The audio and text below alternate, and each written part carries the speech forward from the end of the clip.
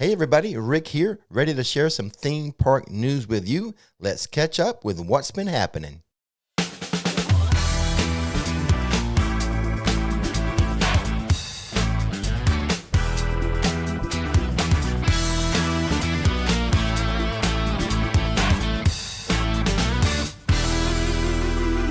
Universal's Great Movie Escape will open this fall. It will offer 2 escape rooms. One will feature a Jurassic World theme, and the other a Back to the Future theme. The rooms will be designed by the creators of Halloween Horror Nights. Tickets will go on sale later this year. Icon Park, located on International Drive, has a new family-friendly ride. The Carousel on the Promenade is a carousel that will feature over 25 animal figures and is modeled after carousels of the late 1800s and early 1900s. A ride on the carousel costs $5 per person, but adults ride free with a paid child. Children ages 2 and under can ride free with a paid adult. Disney's Victoria and Albert's restaurant has its reopening date set. The fine dining restaurant is located at Disney's Grand Floridian Resort. It has been closed since March of 2020, but will now reopen its doors on July 28th. Reservations can be booked starting on June 20th. Disney is offering a new vacation package. It's the Disney Parks Around the World Private Jet Adventure. It's an around-the-world trip spanning 24 days, 6 countries, all 12 Disney theme parks worldwide, plus some other destinations like the Taj Mahal, the Pyramids of Giza, and the Eiffel Tower. All for the low, low price of $109,995. You don't mind if I round that up to $110,000, do you? That extra $5 isn't going to scare you away, is it? For $110K, I don't want it to be a private jet. I want it to be a real working flying star cruiser, and I want Darth Vader as my valet. Now, this is where I would normally say I'll leave a link for more information, but I am not going to leave a link about this $110K vacation package. If you're interested in this, please contact me directly, as I would love to be your best friend. Halloween Horror Nights has a new speculation map, Map 3.0. Let's take a look at it. This map is available from the Facebook group Horror Night Nightmares. I think they also have a website, but I know them from Facebook, and this is what Map 3.0, Speculation Map 3.0 looks like.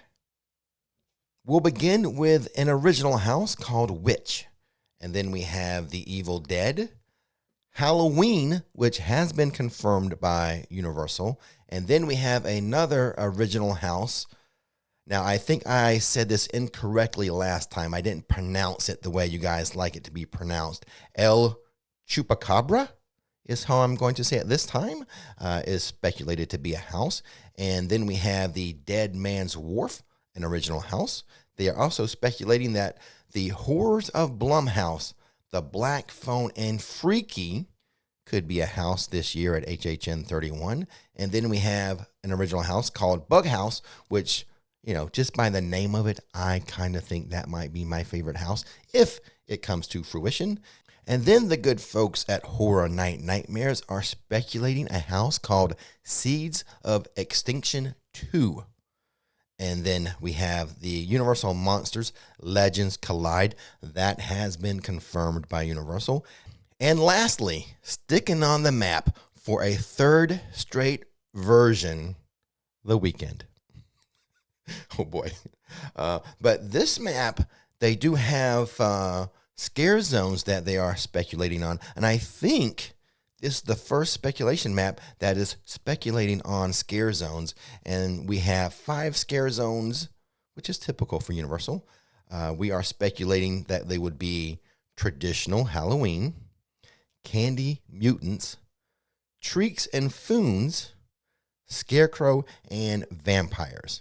And then the map is also predicting 2 shows, Marathon of Mayhem, that happens. That's the fountain show. And then Nightmare Fuel. Please remember to take this with a grain of salt. This is the third version. Only a few of them, I think, have stayed on all three. But so really this one, since we already had 2 announcements by Universal, that'd be Halloween and the weekend. So we have 8 guesses on this map for houses. Like I said, I think Bug House. I think of the original houses, Bug House is the one that kind of jumps out at me for the most potential. Although any of the original houses have great potential, it seems like every year the best house tends to be an original house. Although for an intellectual property house, I already know I am looking forward to Halloween because I love Michael Myers. I love those classic slashers. Always fun for me to have those in houses jumping out, scaring Nikki. But what about the scare zones?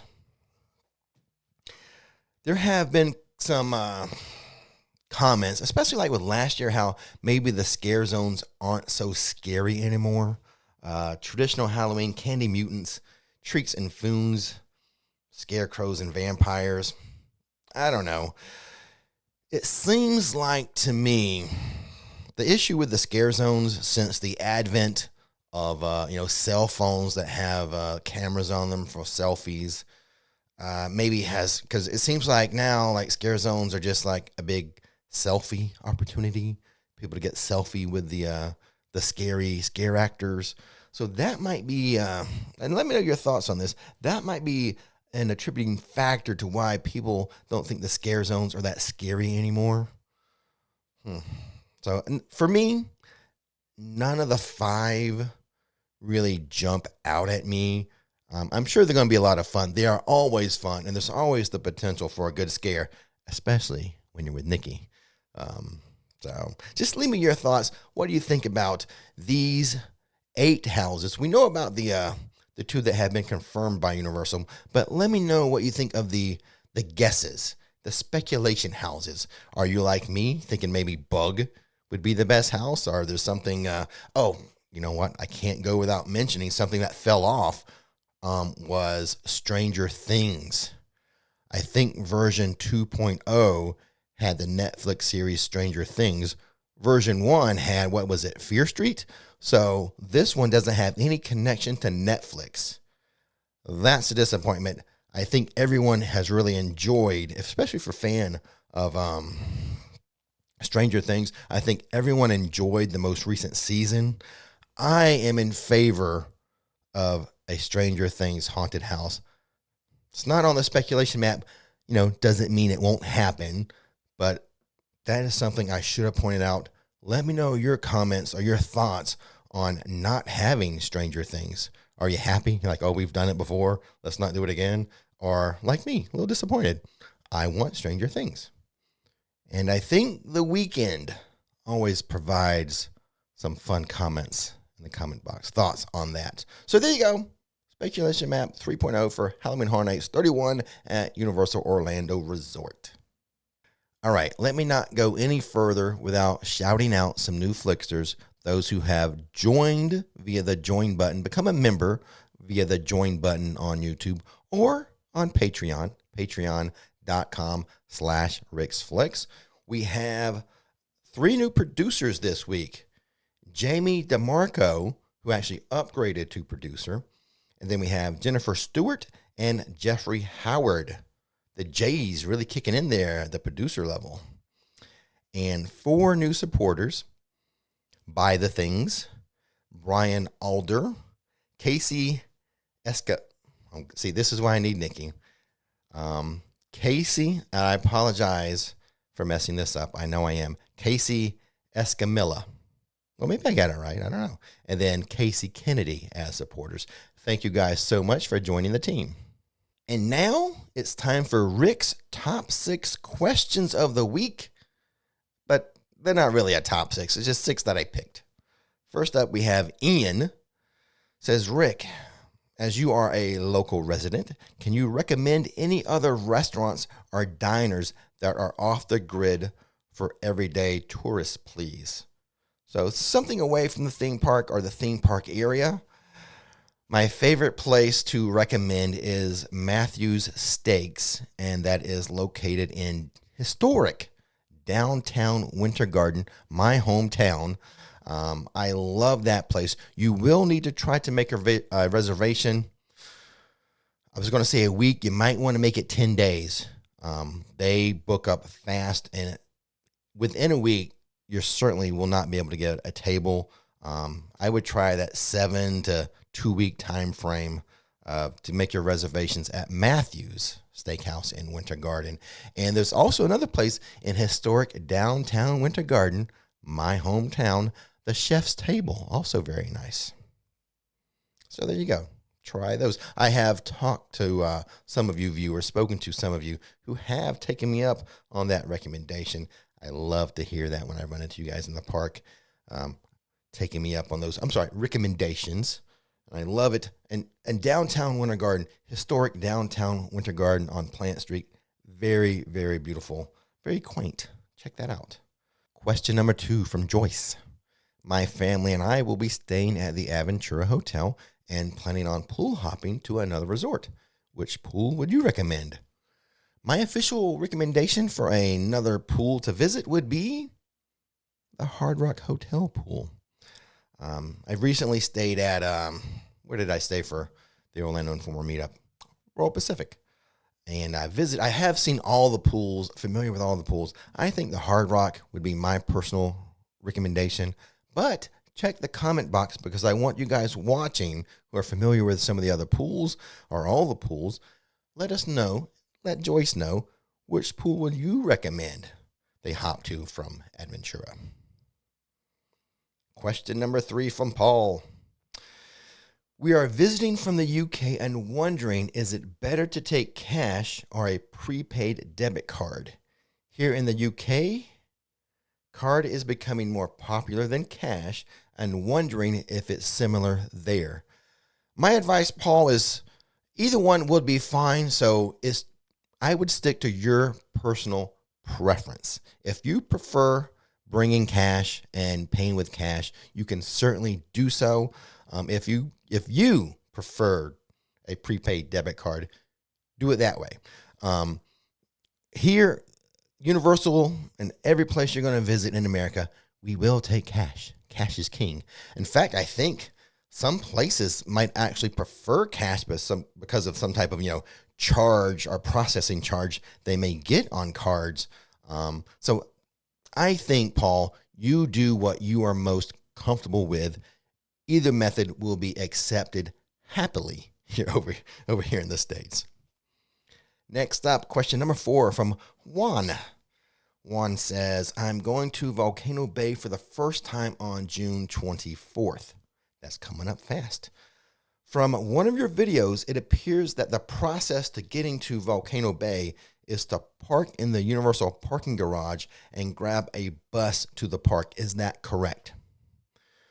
If you're driving in, like if you're not staying at a resort, yes. Now, if you're staying at a resort, the best resort to stay at to access Volcano Bay is Cabana Bay, specifically the Bay Towers. But if you're driving in, usually the parking attendant who takes your payment for parking, they would ask you where you're going today, and you're going to say either theme parks or water park, or you can say Volcano Bay, because you want to go to the parking garage that is mainly dedicated for Volcano Bay. I have seen people end up in the main theme park parking garage and going through the security hub and then trying to figure out how to get to Volcano Bay. It's real easy. When you go to pay for your parking, tell them you're going to Volcano Bay. They will send you to the correct garage. Number 5, Gigi. Me and my best friend are going to Halloween Horror Nights this September 11th, 2022. My friend really doesn't like to get scared, but is going for me. What a nice friend. Good job, friend of Gigi. What other things can we do besides the houses, but still feel like I took advantage of the event? Well, there will be a number of rides open. So you can do the rides, but I don't think that's going to give you the feel of taking advantage of the event. You can enjoy the atmosphere in the scare zones. As I mentioned earlier in this video, it seems like the scare zones aren't that scary anymore. And especially a little tip I know Nikki would give if she was here would be to carry a drink with you. The scare actors tend to shy away people holding drinks so they don't spill their drink. So that is one mechanism to help ease the scares in a scare zone. But like I said, they don't seem to be too scary anymore. Hop in there, take some selfies with some scary guys. So I think, and enjoy the food. Enjoy the food. There's specially drinks and food for Halloween Horror Nights. But if you're not going to go into the houses, definitely enjoy the scare zones and take in the atmosphere. You can just like pick a spot in the scare zone, kind of hang out and sit with your drink and watch other people get scared.